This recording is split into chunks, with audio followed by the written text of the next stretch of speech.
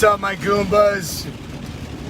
How's everybody doing tonight? Want to say hi. I'm on my way back home. Had to take care of some business at the cafe. Get that ready for another work week, you know? And ready to rock and roll again, you know? So what's up, everybody? Huh? What's going on? First it was raining, now it's not raining. What's going on here? Man, I'll tell you what. The weather is very unpredictable. What's up, everybody, from wherever you are?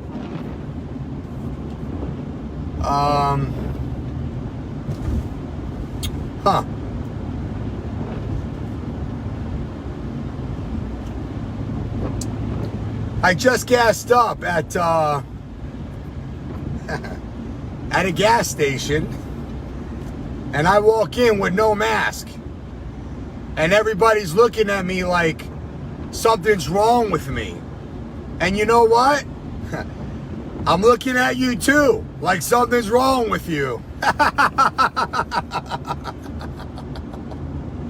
And I'm talking about young, healthy adults. Not at, you know, what might be at some risk, you know? But that's just funny, you know? They give you the evil eye, you know?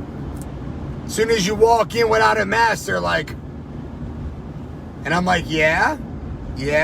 What? What's your problem? You got a problem? Yeah. I give them the look right back, you know? They're looking at me like, and I'm like, it's like a stare contest. And some of them start to whisper too. They give you the eye. They're like, and then they're like, yeah, I ain't got no mask on, you know? See, years ago, there was that show, Batman, that movie with Michael Keaton and Jack Nicholson, right? I try to take in and learn and remember things, you know? And Jack Nicholson, who played the Joker in that movie with Michael Keaton, he said, I'll take off my mask if you take off yours. I don't know what happened there. Anyway, the Joker told, you know, Batman, I'll take off my mask if you take off yours. So my mask is off. You can see who I am, you know? Boy, the thieves and the robbers, they gotta love a time like this. Because you're supposed to wear a mask, you know? You ever think about that, huh? Listen, I still look at people who have a mask on as suspect. If they walk into my place in a certain attitude or way and they got a mask on, I'm already thinking, all right, what's going on here right away? I'm already on that, you know? Oh, yeah. Yep.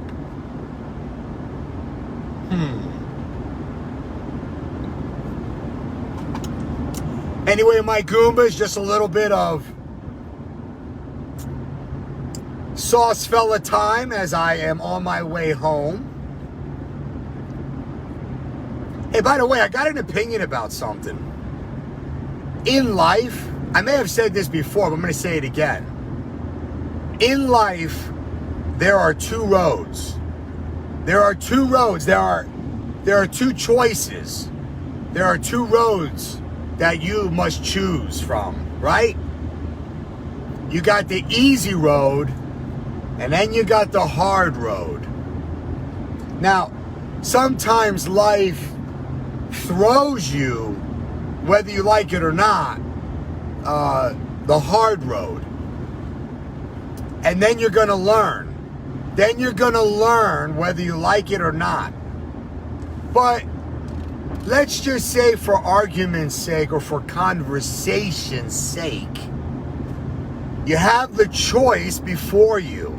You got the easy road and you got the hard road. You know which one you choose all the time, or most of the time? The hard road. I was telling this to my son the other night, you know. You want to choose the harder road because that's where the lessons are. But not only that, you know, you also you also get developed and you become stronger and wiser, you know, in my opinion, by choosing the harder road. Because the easy road, like, what is there to be had in that? Really not much, you know?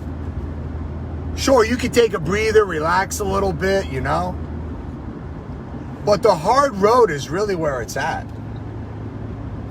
All you got to do is talk to a bodybuilder. He'll tell you right away. How do you build muscle? Hey, you got to go to the gym, you know? You got to lift some weight. So in life, you know, I have, I think, become more accustomed to choosing the tougher road because it's just more beneficial.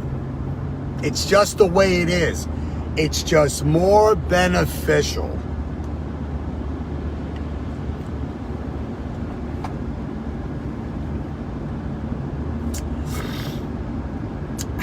Yep. It's just much more beneficial. Okay, by the way, let me switch topic here. If any of my my Goombas, anybody out there is interested in getting my Goombas brand sauce or salsa, all you got to do is walk into your grocery store that you shop at, and if the store that you shop at does not carry it yet, you want to speak to either the store manager and or also the grocery store, or I'm sorry, the grocery manager. The store manager or the grocery manager. And all you got to do is tell them the sauce. Hey, yeah, can you get Goombas in? They can then go to my website. You can even tell them my website, thesaucefella.com. And we can make that happen. Because I want to start to grow that a little bit more in certain areas. And I got some plans with that. But I just wanted to share with everybody. By the way, this protein shake right here, look at that. 42 grams, baby. 42 grams. The one that I had earlier today was 30. And this one's 42. That's pretty good.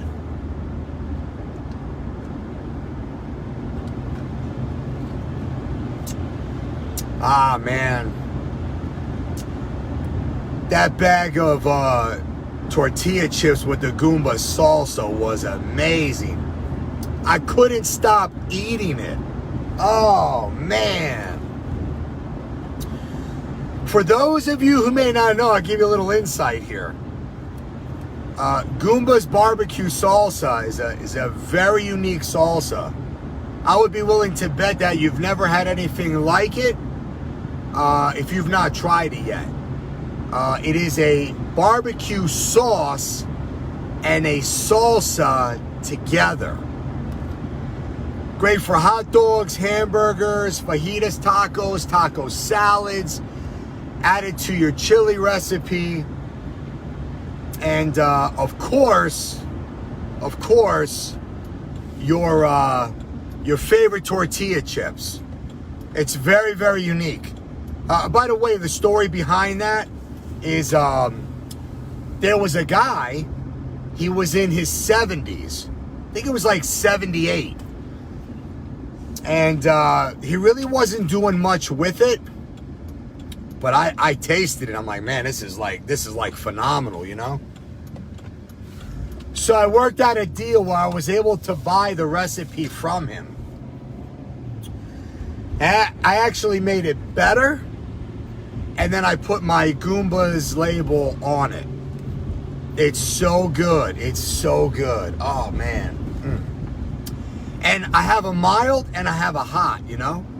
And the mild is a 0 to a 1. It's really not hot at all, right? And then the hot is like I'm going to say it's like a 6 or a 7. It's like a sweet heat. And if you want to do something interesting with it, I'll tell you what you do. You soften up a block of cream cheese. Oh, yeah. Or you can use the whipped cream cheese, right? Preferably the whipped Philly cream cheese. Oh, man. You drizzle Goomba's hot barbecue salsa over the cream cheese. Oh, man. I'm telling you, you can eat it just like that. Of course, the other thing you can do, well, there's a lot of things you can do, but you just take your tortilla chips, right? And you swipe it through. Oh, man. It will make you forget all about your troubles, at least temporarily. Really, really good stuff. Oh, man. Oh, yeah. Hey, by the way, I want to give a shout out to my friend Claudia. She put together something and presented it to the Food Network. So, I want to give you a shout out, girl, for putting that together for me. Hey, I'm too busy, so I seen what you put together, and, you know, let's see what happens here. So, basically what Claudia did is she put together an idea for a show. I don't know. And, you know, you never know. You try something here and there, and hey, you know. It was really her idea. You know, I'm busy working all the time. And by the way, television is a lot of work. It's a lot of work. For those of you who may not know, I was actually on a Food Network cooking show. It was called Cooks vs. Cons, Season 4, Episode 4. It's called the Patty Meltdown. And I was the first one eliminated. But you know what? I learned a lot. Buddy from Carlos Bakery is the owner of Cake House Media. We actually filmed that show in his bakery in New Jersey, in Jersey City, New Jersey. It was a really cool experience. Even though I got eliminated, you know, I didn't even care. Because, you know, the main reason why I wanted to get onto that show was to expose my Sauce and Salsa brand. So I wasn't even really into trying to win the $10,000. I just wanted to get exposure for my sauce and my salsa, you know? Which I did. That to me was more valuable. So anyway, yeah, hey, you know, I got eliminated the first time, the first round. Some pretty nice looking chick beat me. Actually, she beat everybody. Yep. Yeah. What was her name? Oh yeah, her name was Michelle. Yeah. She was like, what was she, like Lebanese or Palestinian? I can't remember. That was a while ago. I think that was back in 2017, 2018. You can look the show up. Like I said, Cooks vs. Cons, Season 4, Episode 4. It was a great experience. Hey, it was my first time recording a show like that. I was a little bit nervous, you know. I got like 3 hours of sleep. Yeah, you know, it was one of those things, you know. But she beat me fair and square. And it was a cool experience. I got to meet, what's his name? Jeffrey Zakaria. He's one of those Food Network shows.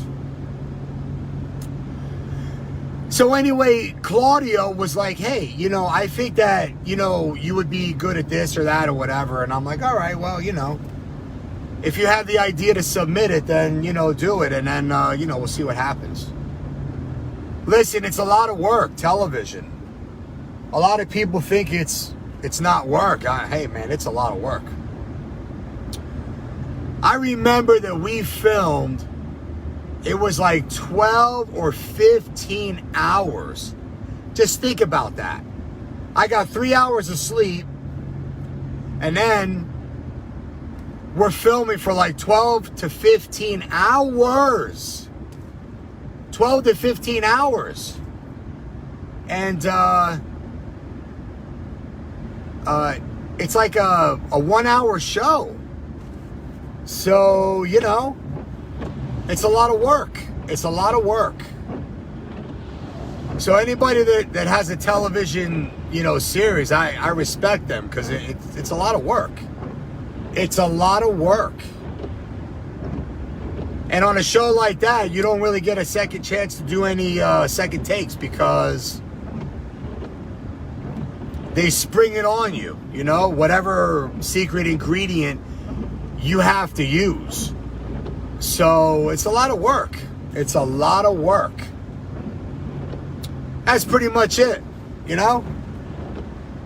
I really don't have a whole lot more to say. I'm going to let you go, my Goombas. I did talk to Rick Jones today about, you know, maybe working on collaboration here with like a song or a video, or, you know, so we'll see. So, like I said, you know, I was at the cafe today, you know, getting some preparation ready. Plus, we ran out of certain things. Right now, even though on Mondays we're closed, it's crazy. You know, it's not really a full day off yet, you know? I got to get up. I got to go fetch this, fetch that. I got to, you know, like I said, but this is good, my Goombas. This is all good.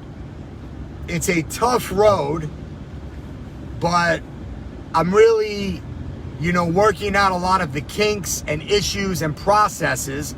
Hey, by the way, last thing I want to say, we're creating another job. We're going to be hiring a cook. We need help. It's freaking busy. So we're bringing somebody else in that has a really good amount of experience. Taste of Sicily is creating its third job, a third job. So now we got 6 people working, right? Me, yeah, I mean, I'm just helping out. My mom's the owner. My sister's like, you know, that's really them too. I'm just like helping out. In a big way, I guess you could say. And then we've created 3 positions total now. So it's awesome. It's really awesome. And we're really grateful to all of you Goombas. Hey, by the way, we thought that when the Lebanon County goes, you know, to the green phase, we thought, okay, you know, it's going to get a little easier because business will like level out. My Goombas, we actually got busier. Yeah, this is crazy. This is just crazy. And I know I keep going on. I hope I'm not boring you. But last thing I want to say, I think it's June 22nd. Doug Mastriano actually reached out to Taste of Sicily. To my sister, to myself, to my mother. We're going to be speaking at the Pennsylvania State Capitol on June 22nd. So if you can, come out. And it's about freedom. Remember, it always comes back to the civil liberties and the freedoms that we have to remind King Wolf and Levine that those are our rights. And we're not going to let them take them away from us, right? Now, I'm not trying to get political. I'm just making a statement right there. Let us not forget this is what's going on right now. So Senator Doug Mastriano reached out to my sister, who then reached out to me and my mother, and we're going to be at the Capitol. I'm like, let's do it. How can we not do it? How can we not do it? So that Wednesday, July 22nd, Taste of Sicily will actually be closed. Just so everybody knows. See, that goes to show you that, yes, business is important to make your livelihood, but there's also some other functions that we got to get to remind the Pennsylvania and the United States population what this is about, which is about our freedoms, civil liberties, and the right to go to work and not be penalized. You know what I'm saying? Like, for real, right? We actually got to have this conversation.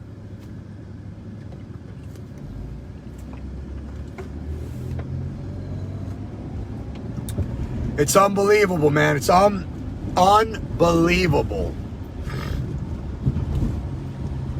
And I'll tell you my last point here, I promise, and then I'm out of here. I walk into a certain business or two, and you can tell some of these business owners or managers that are very unreasonable. They come off like we're living in a communist country. Where's your mask? It's got to be above your nose. You know what? See ya. Yeah. It's your right to say that, right? It's your business, right? It's also my right to leave and to take my business elsewhere. Yep. Remember, when you come to Taste of Sicily, you are free. Free from the mask. You don't have to wear one. That's my story, and I'm sticking to it.